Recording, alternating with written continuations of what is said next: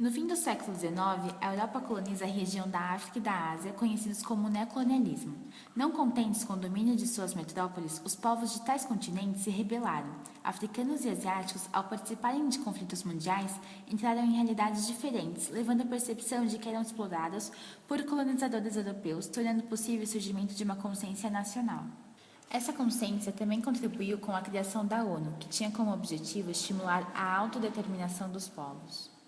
As elites europeias espalharam os ideais nacionalistas e criaram partidos políticos de oposições às metrópoles.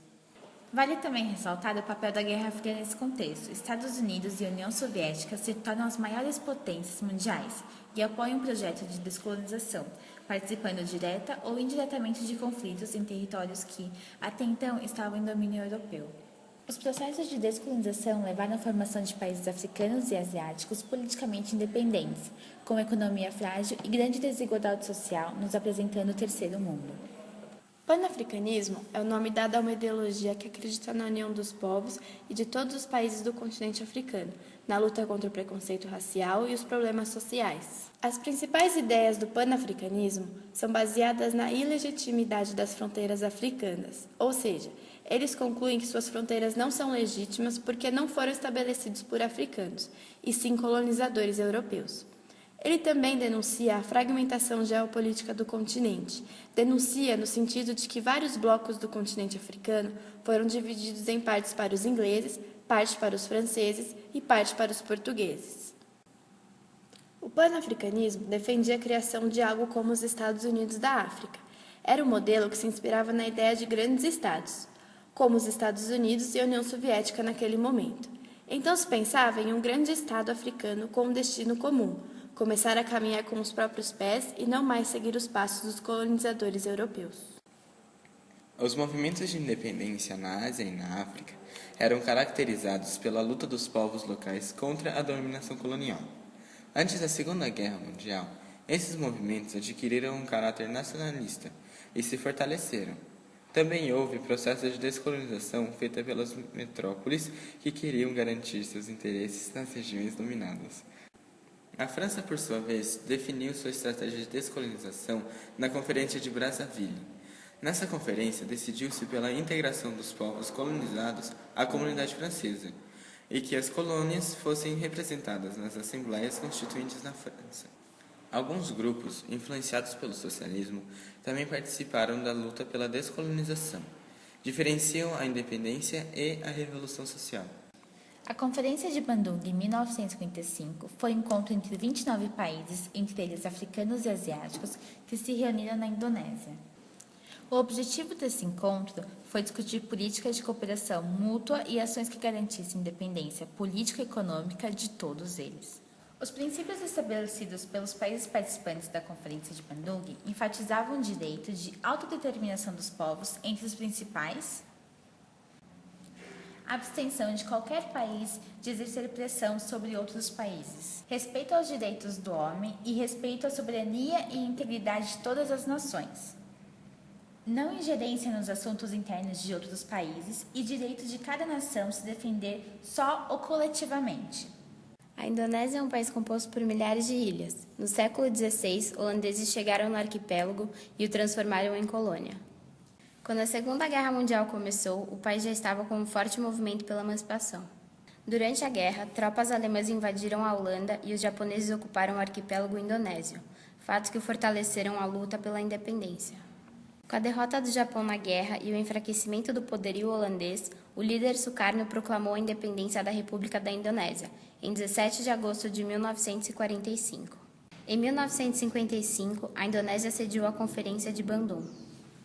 Em 1965, os comunistas tentaram realizar um golpe de Estado, mas o movimento foi severamente reprimido pelo exército. Mais de 300 mil pessoas foram mortas. O Timor-Leste era uma colônia portuguesa até 1975, quando tropas da Indonésia invadiram e iniciaram uma longa e sangrenta ocupação. Essa ocupação foi com a ajuda dos Estados Unidos, pois temiam uma nova área de influência da União Soviética. O Timor-Leste ficou sob o domínio da Indonésia, e com o objetivo de remover este domínio, surgiu um movimento de resistência, a FRETILIN, Frente Revolucionária de Timor-Leste Independente, e as Forças Armadas de Libertação de Timor-Leste. A luta armada persistiu por muitos anos, e em 1993 o governo indonésio e o movimento emancipacionista realizaram convenções de paz, que foram rapidamente interrompidas.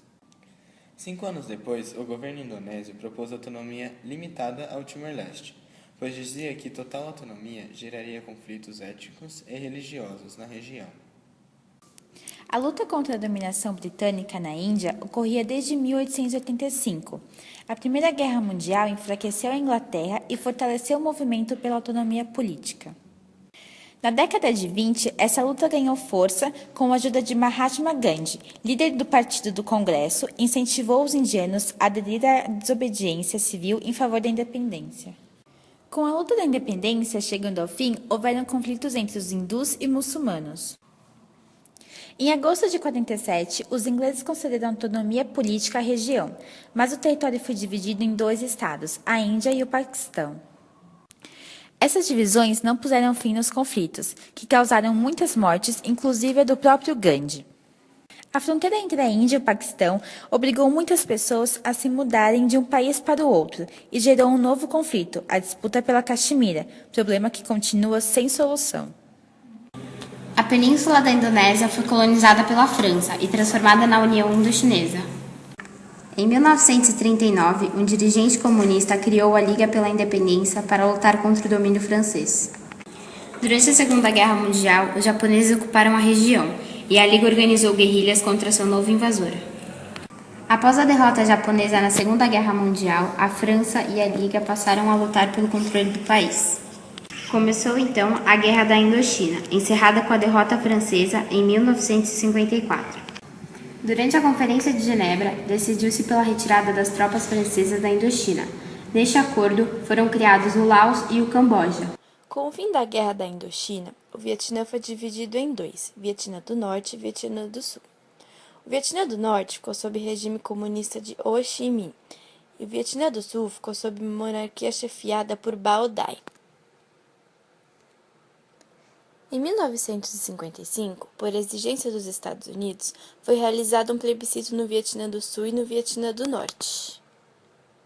A reunificação não foi apoiada pelo Vietnã do Norte, pois se acreditava que o comunismo ganharia nas urnas.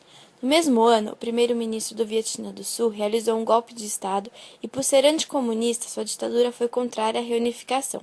E por isso, as Forças Armadas sul-vietnamistas receberam dinheiro dos Estados Unidos para a realização de treinamento militar.